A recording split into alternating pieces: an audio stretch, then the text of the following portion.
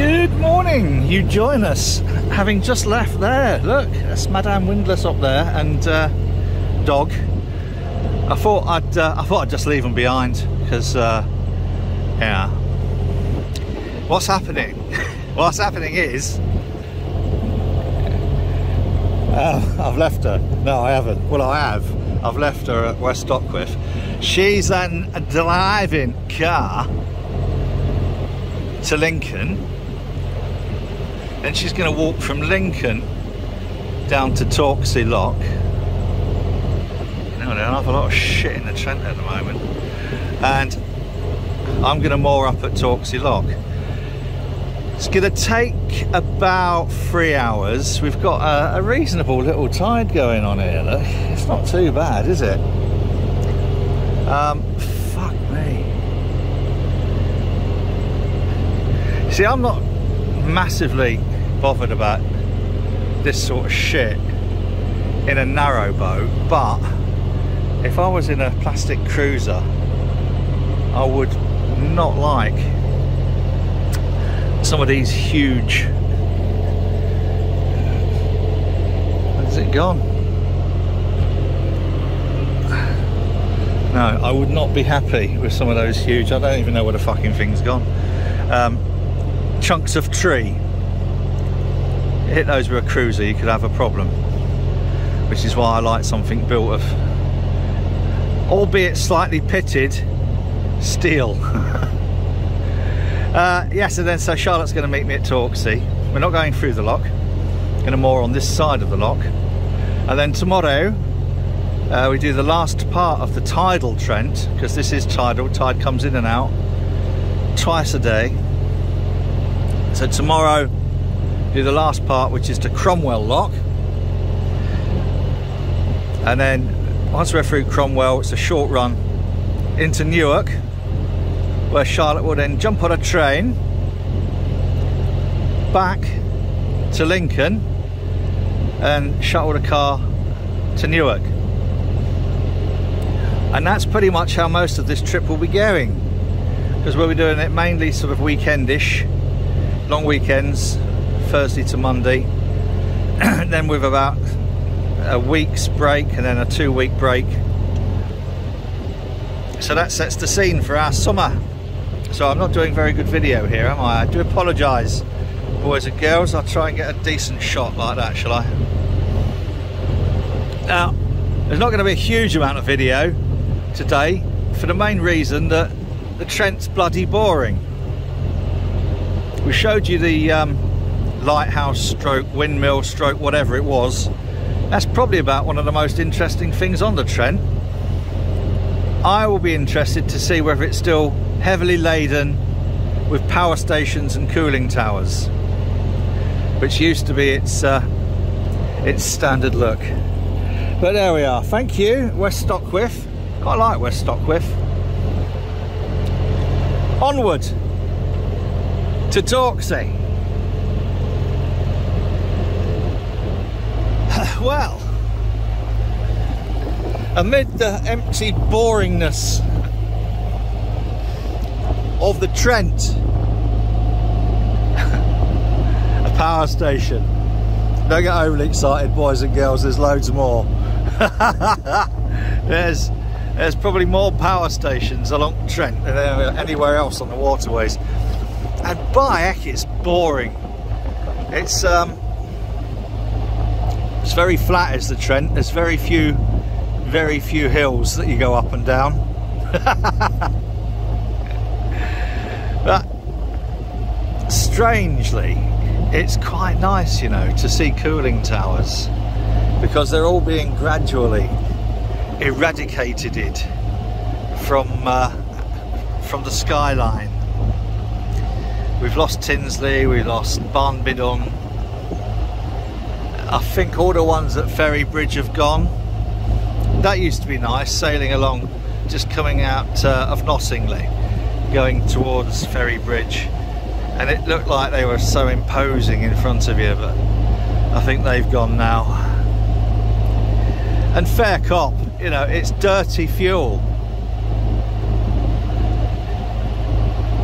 But on that same stretch of the Aaron Calder, coming up to where the mine Kellingley used to be, Kellingley Colliery, the fields along there are just lined with thousands of photovoltaic cells.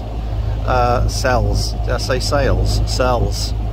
Or, you know, solar panels to thee and me, like solar panels. It's a bit obscured now. Generating gigawatts of electricity, which we're all going to need in 9 years' time.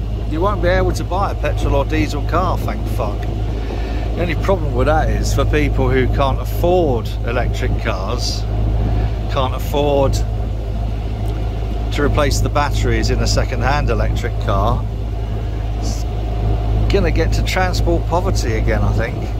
At the moment you can buy a knackered old petrol or diesel for 150 quid, get a year's motoring out of it. For twice that you can get a brand new Ford. I'm gonna stop filming now before I upset Ford owners. Been going about an hour and a half now. Let's try and frame that nicely like that. Right, now straighten up because we don't want to smash it into the bank. I think that might work as a thumbnail, that, with the sun on the bulrushes and power station in background. So there we are, power station number 2. Actually, I say the Trent's boring. It is boring, but at least it's a little bit wiggly. You know, it's not just like straight.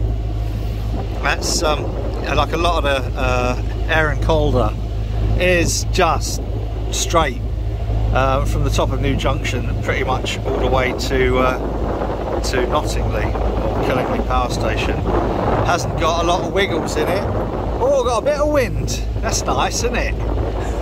Cooler's down a little bit because I think my legs are going to get a little bit sunburned if I'm not careful. I've got factor 30 sunscreen on, but it's what's the time now? About 10:30. So we're going, what, about an hour and a half? What time? I can't see what time it is. Doesn't matter. I think it's 10:30. So hour and a half. We're sort of like, I guess, halfway now between West Stockwith and Torksey. I'm not really thrashing it. There's no need. There's no rush. It's still going to be there when we get there, and it is a lovely, lovely day. There's a beautiful, shiny, warm thing up in the sky, and very, very few cloudy things. There's some over there, and some over there, but not where we're going. There's one or two little titchy things up there, but nothing to worry about too much.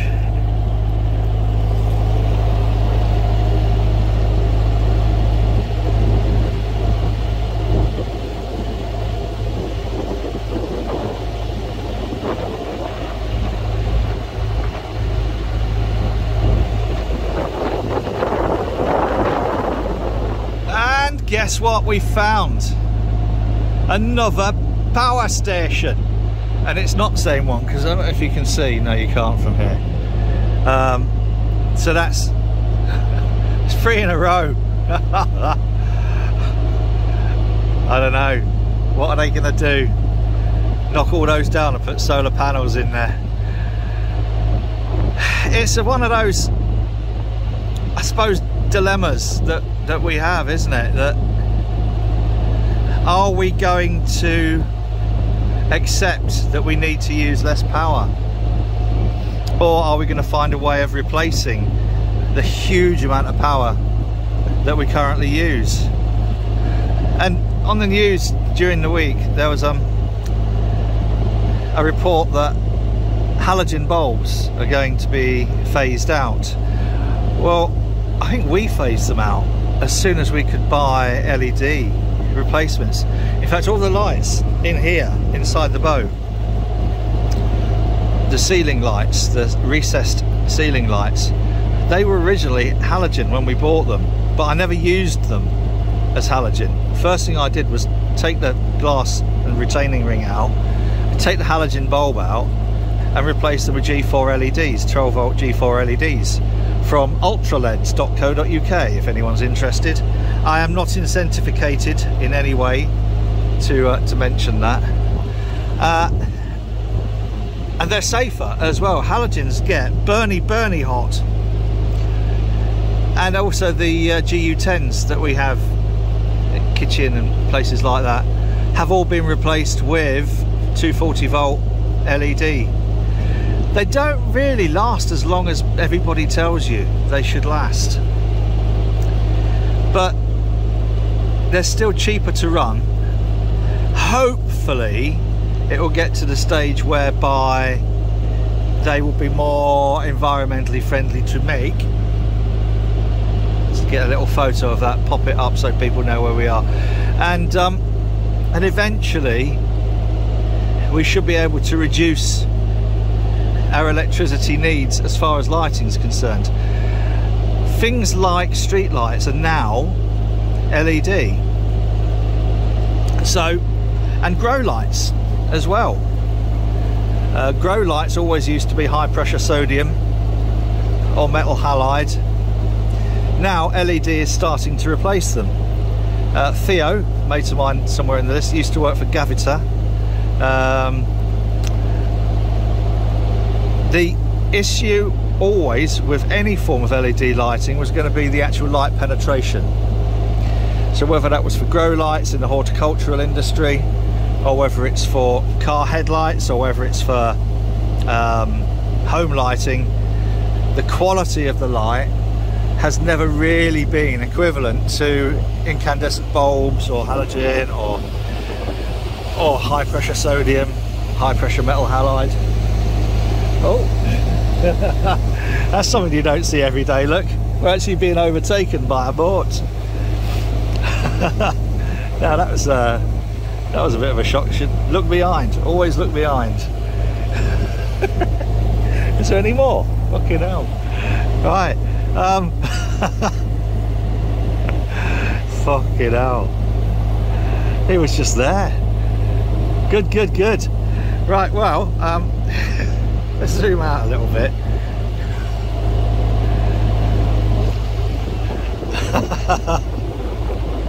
He's listing a bit, isn't he? I don't know, he might not be. Right, so yeah, so our electricity needs will substantially change over the next 10, 15, 20 years, but we're still going to be using huge amounts of electricity. And it always, oh look, I'm doing the bouncy up and downy bit now in his wake. Thank you. These are flat bottomed, by the way. Not designed for bouncy up and downy. Just the amount of power used by a microwave oven would surprise most people. So yes, so that's power station number 3 that we're just coming up to now and been overtaken by a gin palace. How lovely is that? Power station number 4, boys and girls. And this is just in the stretch between West Stockwith and Torksey.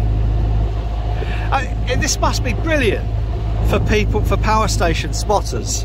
You know, like you have train spotters and people who collect car number plates. Well, they write them down, they don't actually collect the plates. Well, I don't think they do. I hope they don't. People did used to collect Volkswagen badges off the front of Volkswagens. Was that the Beastie Boys? Can't remember. Anyway, power station number 4. Now this is interesting. Over there we have got these colour cows, and over here we have got these colour cows. Do you think they ever sort of like think, oh, quite fancy him? Or do you reckon that him up there ever thinks, hey, she's a bit of alright, and try and swim across? No, maybe not. Now there is a story on the on the Leeds-Liverpool Canal, there is a tunnel called Fowl Ridge Tunnel, and there is a story of a cow that fell in one end and swam through and came out the other end of Fowl Ridge Tunnel. And to reward it for being so fucking stupid, they let it live. A little bit like we've done with Boris Johnson. And they're off.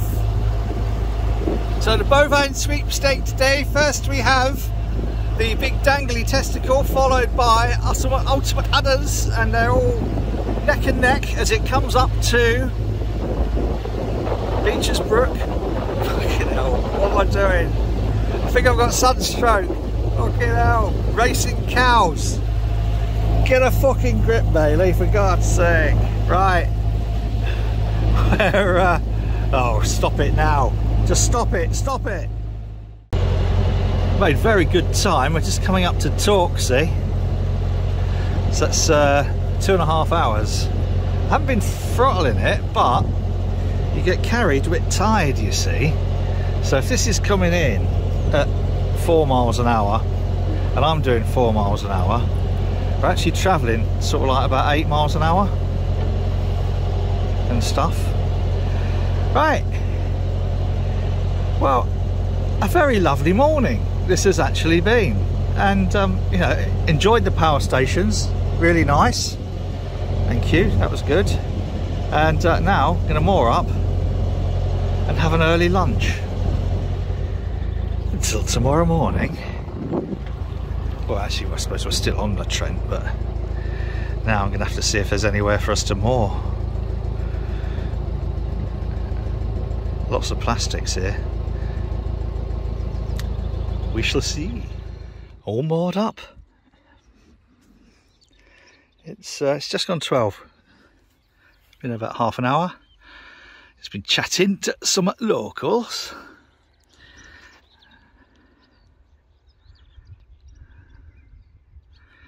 Oops, that's where we're just going tomorrow, turning left. What a lovely view of the power station. Right, go and explore Torksey. Bloody noisy up here on this road, I know that. So there we have, hidden away down there. God, it is fucking busy up here. There's almost some grumble down there, look. Actually looks small next to some of these cruisers. There's a big cruiser just gone through this lock actually.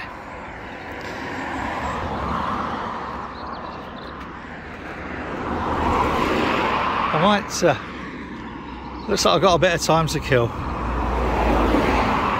I might go and take a little look at the lock. Looks like we get in here.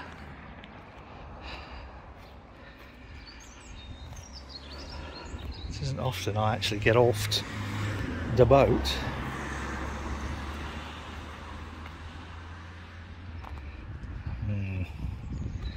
Nice welcoming waterways.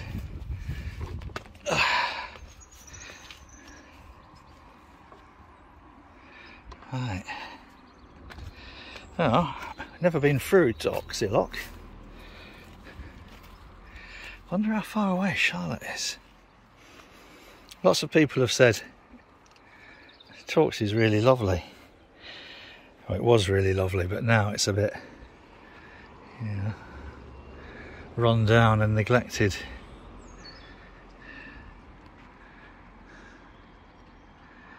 Right.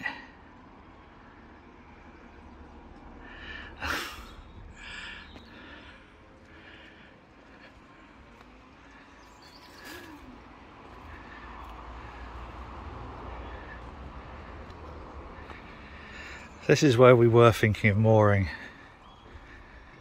overnight.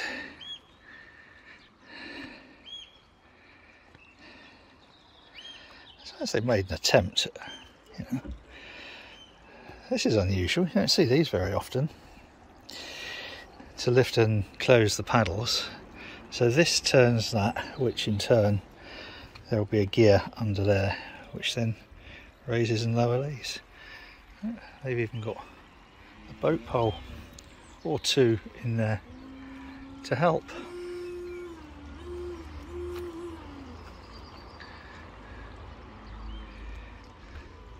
It's not too shabby, is it?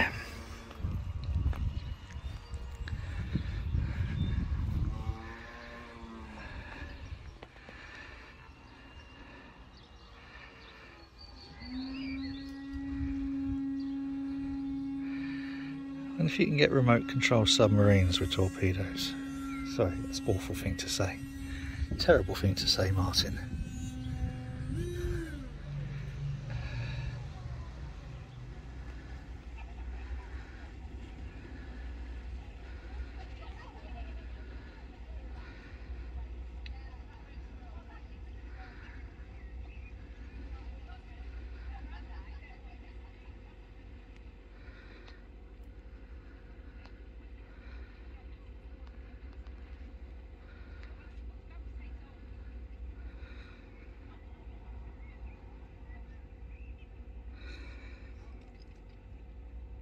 A few bobs worth there. Little swim platform on the back.